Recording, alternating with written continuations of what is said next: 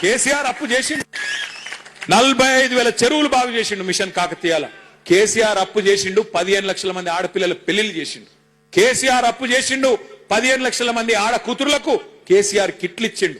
కేసీఆర్ అప్పు చేసిండు 200 పెన్షన్ 2,000 చేసిండు. నేను అడుగుతున్నా రేవంత్ రెడ్డి, నువ్వు వచ్చి 2.5 ఏళ్ల 4 లక్షల కోట్ల అప్పు చేసినావు. ఎవరికి ఇచ్చినవా పైసలు?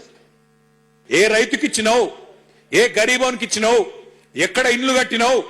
ఏం చేసినావు? మహిళలకు 2,500 ఇస్తా అన్నావు, ఇచ్చినవా? ముసలులకు 4,000 పెన్షన్లు ఇస్తా అన్నావు, ఇచ్చినవా?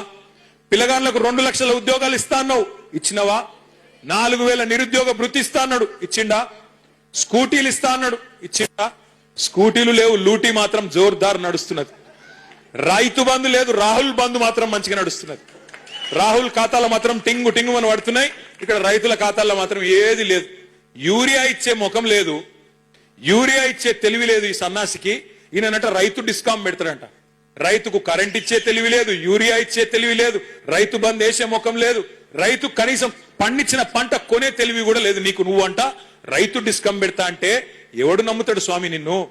రేవంత్ రెడ్డి మాటలు ఎట్లున్నాయంటే రైతుల గురించి, నేతి బీరకాయలో నెయ్యి ఎంతుంటదో రేవంత్ రెడ్డికి రైతుల మీద గంతే ప్రేమ ఉన్నది. మైసూర్ పాకులో మైసూర్ ఎంత ఉంటుందో రేవంత్ రెడ్డి రైతు డిస్కమ్ లో రైతు గంతే ఉన్నాడు. అది రైతు డిస్కమ్ కాదు, రైతు మెడకు ఉరిబెట్టే డిస్కాము, రైతును సంపేసే డిస్కామ్ తప్ప ఇంకొకటి కానే